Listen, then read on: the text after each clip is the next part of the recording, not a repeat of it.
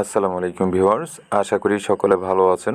আজকের যে বাড়ির ডিজাইনটি আপনাদেরকে দেখাচ্ছি, এই বাড়িটি করা হয়েছে দুইতলা ফাউন্ডেশনের একতলা বাড়ি। বাড়িটি করার জন্য এখানে ফাউন্ডেশন কিভাবে করা হয়েছে এবং বাড়িটি এই পর্যন্ত কত টাকা খরচ হয়েছে বিস্তারিত হিসাব সহকারে সব কিছুই জানতে পারবেন এই ভিডিওর মাধ্যমে। তাই ভিডিওটি না টেনে সম্পূর্ণ দেখার অনুরোধ রইল।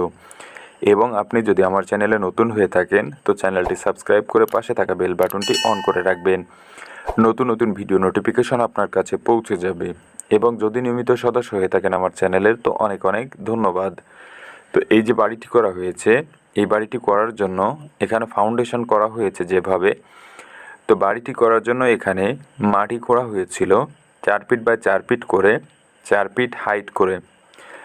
তো ব্যাস করা হয়েছে এখানে 1 ফিট 6 ইঞ্চি হাইট করে ঢালাই করা হয়েছে। এবং এখানে যে রড ব্যবহার করা হয়েছে 16 মিলি রড। তো এখানে 16 মিলি রড ব্যবহার করেছে ব্যাজে এবং কলামে, গ্রেড ভীমে, ছাদের ভীমে, সব জায়গায়। ছাদের যে স্ল্যাব করা হয়েছে অর্থাৎ স্ল্যাব ঢালাই, তো সেখানে 10 মিলি রড ব্যবহার করা হয়েছে এবং রিংয়ের জন্য ব্যবহার করা হয়েছে 8 মিলি রড।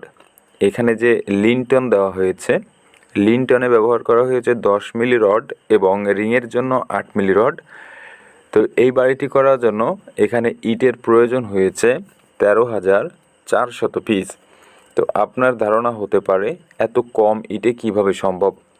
তো আরসিসি ফাউন্ডেশনের বাড়িগুলোতে সাধারণত ফ্লোরের নিচেই গাঁথুনির প্রয়োজন হয় না, শুধুমাত্র 4 সাইডে ছাড়া। মাঝের দিকে গ্রেড ভীম থাকার কারণে তো সেখানে ইটের প্রয়োজন হয় না।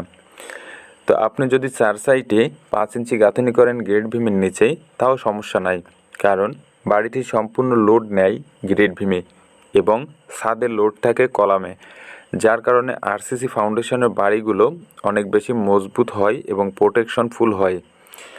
তো আপনি যদি এভাবে বাড়ি করেন তাহলে প্রতিটি স্টেপ হিসাব করে বাড়ির কাজটি করার প্রয়োজন হবে এবং আগে থেকে একটি ফ্লোর প্ল্যান তৈরি করে নিতে হবে, তাহলে আপনার বাড়িটি অবশ্যই সুন্দর হবে। তো ভিউয়ার্স, এই যে বাড়িটি করা হয়েছে, এতটুকু কাজ করার জন্য বাড়িটিতে খরচ হয়েছে 13 লক্ষ টাকা। বাড়িটি সম্পূর্ণ কমপ্লিট করার জন্য কত টাকা খরচ হবে এই বিষয়টিও এখানে জানতে পারবেন। এটি হলো এই বাড়ির ফ্লোর প্ল্যান। তো সামনের দিকে যে ফোর্সটি করা হয়েছে 7 ফিট বাই 10 ফিট। এখানে রয়েছে মেইন গেট এবং stair room 7 feet by 12 fit.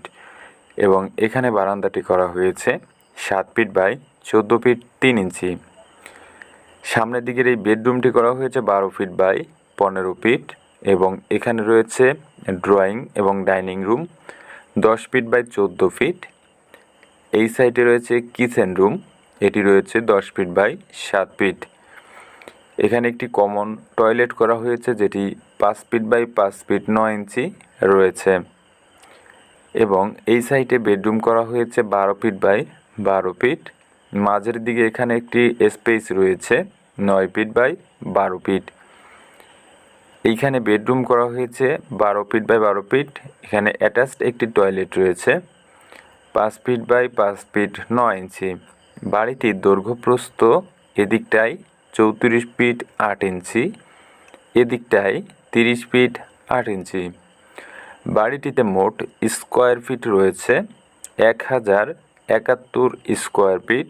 এখানে জায়গার প্রয়োজন হয়েছে 2.45 শতক এবং 1.48 কাঠা জায়গায় বাড়িটি নির্মাণ করা হয়েছে। তো এই যে বাড়িটি করা হয়েছে, এই বাড়িটি যতটুকু কাজ করা হয়েছে এতটুকু কাজ করার জন্য খরচ হয়েছে প্রায় 13 লক্ষ টাকা।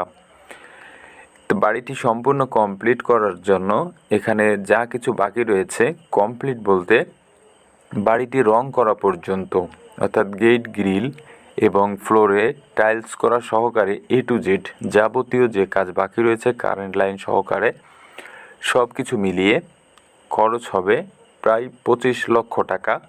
এটি হলো কমপ্লিট করা পর্যন্ত যাবতীয় হিসাব। তো ভিডিওটি ভালো লাগলে লাইক, কমেন্ট, শেয়ার করতে ভুলবেন না এবং সম্পূর্ণ ভিডিওটি দেখার জন্য অনেক অনেক ধন্যবাদ। ভালো থাকবেন, সুস্থ থাকবেন। আসসালামু আলাইকুম।